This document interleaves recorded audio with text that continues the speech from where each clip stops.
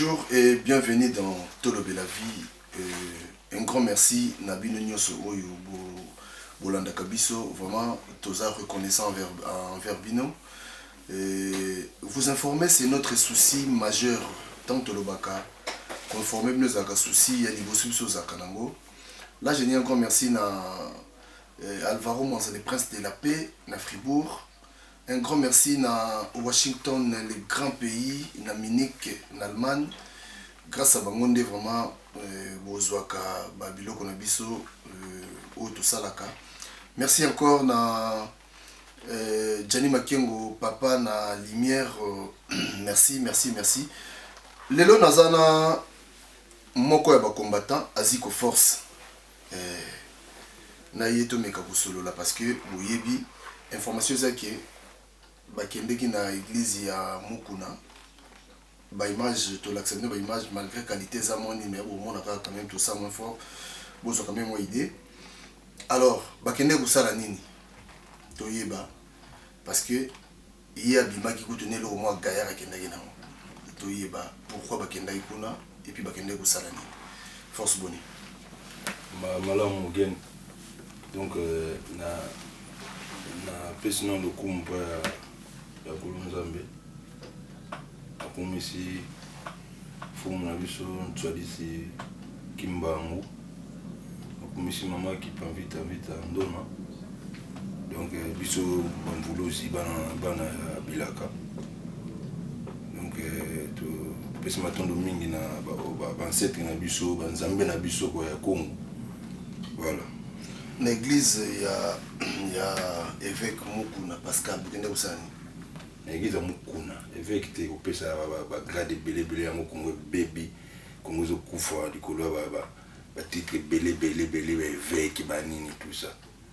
Je pense que le peuple congolais tout partout dans le monde a eu une situation au Congo de tout traverser dans le moment où tout ça qui va mikano awa biso peuple na diaspora peuple congolais na libanda partout dans le monde que on en a marre vraiment ya komona ete bandeko oka ya biso o bazolia mbongo ya peuple congolais ofele bango na ba même personne bazo continuer à faire souffrir le peuple d'une façon ou d'une autre quoi.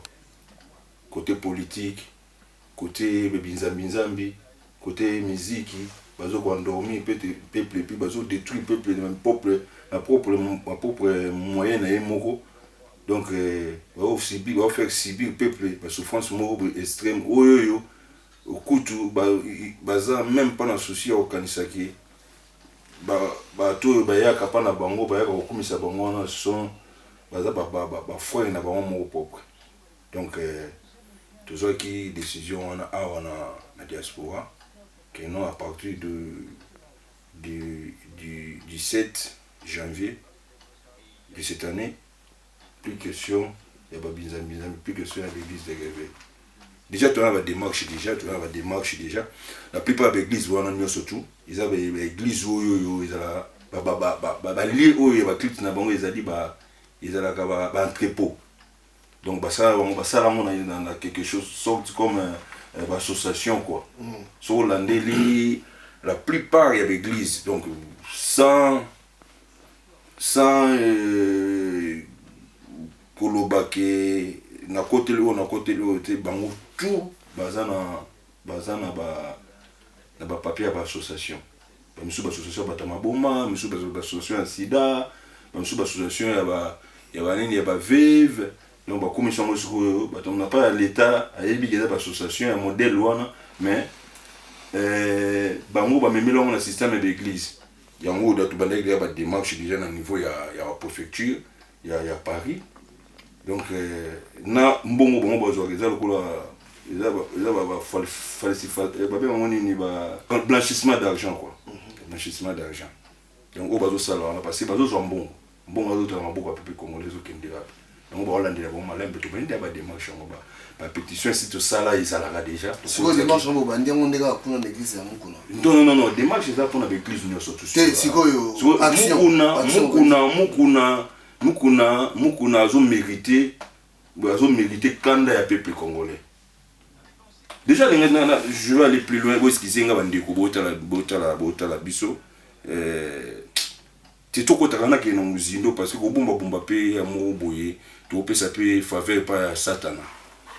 Tout côté on a décortiqué tout côté on a muzindo mukuna c'est qui. Viona c'est un ancien boxeur. Viona mukuna zomona c'est un ancien boxeur. Viona banda mama qui se dépicale. So on dit histoire Viona mukuna on a anganga. Abandonne un ancien boxeur à Simba Bakis. Et Simbite vient de soir au côté de la bizarre. Mon désir n'a pas que la vie, ok, n'a pas un gango, n'a pas un dako, moi, sanctuaire. Azo yamba batu, azo bikola. Ce qu'on y a qui est dans le système sur l'église. Zomo. Azaki na grand frère na mo bondo bingi l'argent m'embête. Muta qui ça ça daya. Donc à la famille moko boy bazana nini na bazana nini na lien wana ya bato bakisi ya banganga banini tout ça. La plupart pe weskizenga bina bande photo ki na muzindo parce que trop c'est trop bato wana bani ko kosa. La plupart ba bana na bango mingi o bana ka famille o mona bango bazaka na ba problème mo boy par-ci par là. Prévenez que vous tout le monde à la télévision avoir vraiment bandeko. Est-ce que biso mukuna biso mto dévoiler c'est comme mukuna na poto. Mondele mo ka sala do akota alexa documentaire ya mukuna. Denga azo escroquer ba congolais mbongo na Kinshasa. A continuer comme si rien n'était dans la même position parce que il s'en fout na peuple congolais. Je peux imaginer moi na lokola to ba ke moi no abimi na famille moko respectueuse, famille moko za na éducation ya bien. Est-ce que to ko mona image to mona mikolo ya mwana ya mukuna oya za na Afrique du Sud. Mwana ya pasteur soi-disant. Dans le langage. Mais non, écoute. Moni côté la papa poni dans zela na. Moi na yemo kuta dévoiler. Bomi sou papa na. Donc à la qui sependa que non, tata azanae mutu ya Kabila. Il s'en fout des peuples congolais. Moi na bomi tata na.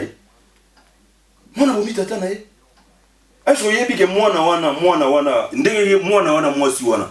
Comment moi azo de madame sous-vêtement devant peuple congolais sans respecter même bandimi na bango ba esclave na bango ya AC4 a respecter même pas bango obimi moi na passé abimi na sous-vêtement azo lo baba n'importe quoi na télévision et puis elle a dit masque na ba suki ngo be moi na hôtel na modèle ezali lo ozo e batese o danseuse ya Kofi to danseuse ya nini ya nyoka long moi na mo yemo moi na ndi azaza tibauti petit wana za tibau na ndenge bo skizinga ba doto ke na muzindo mwana wana mutu a devierge bo skizinga bandeko mutu a devierge noko na par alliance ye mo kan ndima bimana noko na mwana na Afrique du Sud ami yebi ya trésor mutu a devierge noko na par alliance ya belle-mère na belle-mère ne o azana Afrique du Sud oyo papa na tala niveau ya pasteur tala famille ya pasteur ba problème ba mi kakato lo wana lu felo.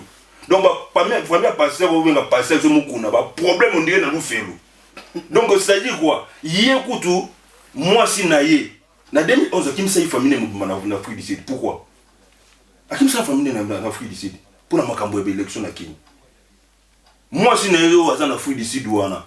Professeur ya anglais, on peut sa cours ya anglais, apprendre langue ya anglais mukuna zoela ki. Aka kanga na professeur azo bimana na kata chambre na mbetu likola mbetu. Moi si naye moi sa mukuna. O abimi la télévision zo lo la télévision moi sona ya trésor wana. Belle-mère naye, grand frère belle-mère donc le wala no connaît pas alliance. Yaza ye moi na za mukongo muluba. Oui, aza mukongo muluba. Ma pauvre maman naye, aza mukongo, papa naye mukuna. Mais azana tibao abima na no connaît pas alliance.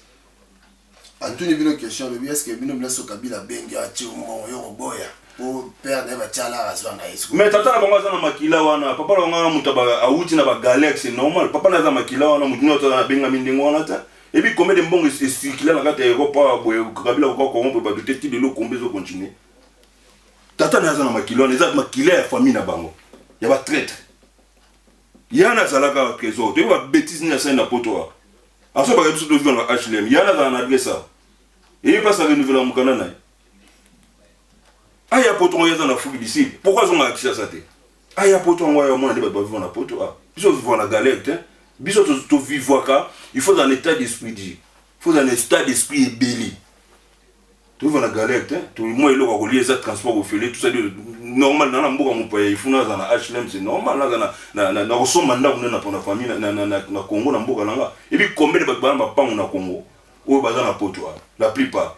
Ba tu ba di banane plus que non bon, plus que bon on pas soma pa on na richesse. Na soma le pont na poto ça non, sauf que pour na bana là ils a pas vie privée na mudu. Comment ils ont courage au finga ba bana na HLM. Yana ya zaki aba ndiko ne bazala ka bazala na yana za ngesi na poto. Mabe na ye kaka ata mususu ndenge abimi mais à côté du papa na ye abino wala papa na ye biologique. Mais ya ko ça le loko wana te parce que vie privée na vie oyo ya public eza ndenge moko te. So à côté la tata ne faut côté la tata na ndako. Que notre tata ne nga changer basi ndenge bakangi maman la bango na mobali na professeur ya anglais. Il fallait à côté la tata na ye. Vous comprenez? Ndenge ye abimaka na noko na ye, il fallait esi et si la ma famille. Toi comme la vie publique, oh tata na komi ko sali ko détruire peuple congolais, mo qu'il me fait tellement. Ya na droit tellement au batin. Il faut ça tata ko tata, makambo ko kota yango te. Ya mo ka dévoiler bomi sous tata na. Abomi tata na. Abomi tata na, bébé siko ala siko clairement que no balia na bango mbongo ya Kabila. Aso yebite ke mukuna mutamema mbongo ya Kabila na Russie. Oh ya utaka nani wa utaka wakanga na kisi komone zana. Nani? Roger Lumbala. Et bon muta na opesa muta mema mbongo na kisi zana. Mukuna tamusa mbongo Kabila na kisi o ka mema mbongo na kisi mukuna da agent aner travailleur na Kabila. Bazo elwa momo na muke motema wa soifé. Na Bible famille a père ou on a père wana eleko na lola eleko na lufelu na événement. Donc bon vu la famille père wana donc le lufelu donc en réalité quoi. Hein? Est-ce qu'on peut imaginer un pasteur à sali équipe animi à soutenir à sali ba disciple ba beta tambo na nini na nini ce qui na Jérusalem ba disciple ba ndago beta ba sport que ça permet na Bible. Il faut avoir saint sur c'est la maman zambi il faut avoir correct. Mais moi c'est un magicien, c'est un magicien. Ah non non. Bah toi on a traîner ba fou dans l'église na bango on c'est ils a facilité pour na moto c'est pas donné à tout le monde. Il faut qu'il est toujours dans le boulot. Mukunda c'est un diable. Mukunda c'est papa na ya lobaki na été Soni ka futa mtabane ko papa na ye kuta. Mais yé ko ça nini on a cette tata na bana ba bêtise wana lelo. Bana bambula. Renaissance il y a pépère de muta financer mbongo ya renaissance ça Kabila muta pesa mbongo ni traîner full au cas où problème yo mto ndo doser parce que bon ba a besoin full. Ba endormi ba jeune. Yo mon mbongo ko ta ba pesa mukuna muta na simba nani aloba yango so na zobo nani o banda usona na vita kamere ya mwasi oyo nani ko nani moleka wana usona ya loba moti ya usona ko tuteye mukuna telema moleka yeyo wivini soki na loba ngo bino mnene to remercier mukoza mboka mto a soutenir mbongo mtebima ipona yemta sala équipe nini renaissance neso na poani donc ye mwana wana azotala mbongo tata ngo yebi bon. C'est normal, le quota là, puis bon, on a gagné la colis là-bas, boys qui zinga vraiment, côté puis on a la colis puis on a bien moi non. Bah surtout m'a cassé kemba longi donc na modèle azaleli ya zipi longi donc il y a sans respect donc mal éduqué. Donc il y a autant mbongo ya Kabila, oh lelo Congo bakaboli déjà Congo, azolo ba 8 millions de morts bazo surtout matisa sur matsa mundele mutacha chiffre na estimation utapra mundele, hein? Lelo ya zolo beta li solo ya Kabila la papa na bango azota la mawana mote ya banoko na yo ba papa leki na yo bakufa na Kasai Kabila oto na Kasai ye paza mukongo mwana mama bango za mukongo et bon place oyo Kabila salaka na 2006 wa kina bokibudi na Kongo baza ba ndeko na ete donc biso ne to bundela boy to na kate ko pa donc to bundela na biso toza na biso bunda pour un individu to bunda pour na Kongo eza mabe pour na ba mususu kokamo donc mukuna mukuna déjà ye mo ayebi na vie wana yebi na yeke vie wana nganga wana mukuna yebi na yeke non makambu na ye nyonso tu loko ese yebana aza na choix te akengeleka na suka tie mpe place liwe kokutelele so yepe mwana nguba moto akoboma ye so yepe mwana soso mwana bano batekaka badendo na nzela bakocuba bambeli animi na ye akenge na ye bongo ole bana baseka se tokutu baza na position mosusu bazobima bakomofinga na bango bato mwana ya paster esa mambo kana force sikoyo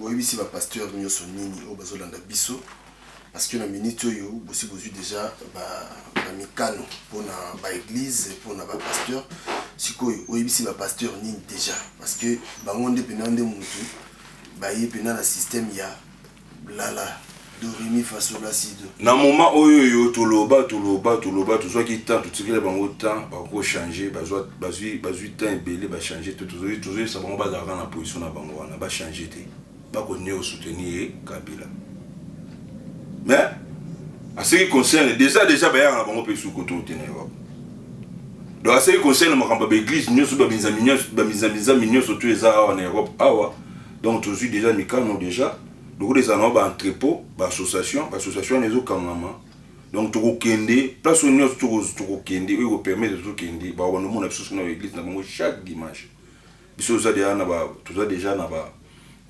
tout côté de mikanda ya to na ba droit na biso et disons tout ça na ba nini ba pesa biso disons ba pesa biso nini autorisation ya kotambola ya kopasser message mais soki baye na mbilinga to mema pe na ndinga mbilinga boye lelo bobuki awa boki buka kuna lobi kuna bazonga lisute te na lobiti bozongi to buki tozoya ba chaque église to ndoleka bozongi dimanche okuna to ya to buki bozongi na dimanche okuna to yesu to buki donc te comme donc histoire ya lumbe tout bandeli yango à zéro donc compter à zéro et bandi penda donc na l'église sikoyo trop c'est trop hein le roi tellement boyebi na no bible ngo ninge ezali ne ba conception na ta bible ali bomona ke no bible pe bino ata so bokosi bible ngo pe sala bino be lo morote to comprendre de ba jango to wana wa pour toi to mona mundeli nga zo sambila to mona non mundeli nga zo vivre donc ce que bino bo comprendre yango peuple aza na ignorant biso kotoyo biso bandeko to za siko koto to comprendre to conscience to memela ngo ndengwana. Donc histoire ya magambo ba nzambi ya l'église de sommeil donc to bandi masolo histoire et histoire suite et fin donc année oyo kaka to resu na besoin lisusu ya ba l'église de sommeil. Pour toi c'est aussi peuple congolais. Pour le peuple congolais disons to kende na kende musika te ko baga ke peuple no surtout na diaspora bino mo bomoni to ando lela to lobaka nyos to sala ka bomona ba misusu bazala compte na j'espère que ba oyo wana ba ko mo comprendre mo muke hein bino mo bomoni ndenge Kabila zo a utiliser ba ndeko na biso mususu lelo oyo no Sud Kivu ba esa bino bo tchaki tembe ce que comme na ba image Sud Kivu moni grand fois ya Oberwa ba récupérer par tia mabeli ba ils ont internet bomona mo. Donc village mobimba ya ba Rwandais la bambila ba policier rwandais administration rwandaise donc bozomona makambo ezo kende to ke balkanisation ya Congo donc tant on doit sabino ke bande ko na biso na ba ventier ta le ba côté distraction na moment au actualité Kabila za illégitime ya 0-0 to bengane na mboka to soutenir l'église catholique bazui ba musicien ba bani non pas Kofi ba pêcher mbongo c'est plus de 500 000 banda au côté sa distraction au boma ou endormi au boma actualité ba kende ba silisi pa Kofi ba qu'est-ce ko pa we kana jibe ba pesi bongo 500 000 so 600 000 bo lembisa bo côté sa distraction actualité bo boma yango donc beaucoup de sa distraction à Rwenge à jibe kana jibe donc bazo continuer ka bandi na biso bazo accepter bazo ndima que non to vivre kana ba Rwanda mbokete kama nango to zala na sima to koti siko na deuxième phase ya dictature ya Mobutu to boya kala pepe congolais mona mboka nous surtout place ozali zo conscience ata ozana stylo atoza na tonga bunda na tonga na yo atoza na papier bunda na papier na yo donc to kene na bango siko ti likolo to yebi dia ba banguna ya Congo to yebi dia ba accompagnateur ya système les musiciens des pasteurs collabo donc biso nyonso tout peuple congolais to lembate to komi na suka ya lit na biso na luta continua to benga na munguna oyo ya Kabila to soutenir papa na biso Laurent Mosengo Pati na ya vraiment na mboka na initiative ya zui na ba démarche nino to za simana ye. Donc voilà, peuple congolais vraiment toyeka ko expliquer gaga qui est mukuna, qui est famille ya mukuna. Donc baya ba famille moko boye kutu lu felo kutu ba ndemo ga na lu felo. Donc famille ya mukuna eza na nga lu felo. Donc voilà. Moi deux personnes d'un côté. Na pesi mbote na Tsodi Sigimbangu na maman na Joseka. Donc voilà ba bombaka. Donc nzamba zo lokumu na pesi mbote na ba peuple congolais nyonso. Donc ingeta ibobo. Voilà. Bandeko na ngai ba congolais to la mukaton to zoloba. Ou eza phase ya aventure sauté, ou eza phase ya debout congolais tout élément. Makambo zo pesa mo ba méchant ya mota msusu. Ko bossa na ki papi genu kotika ka sunde nini mais tango zo koka. Restez connectés à Tolo Bella Vie.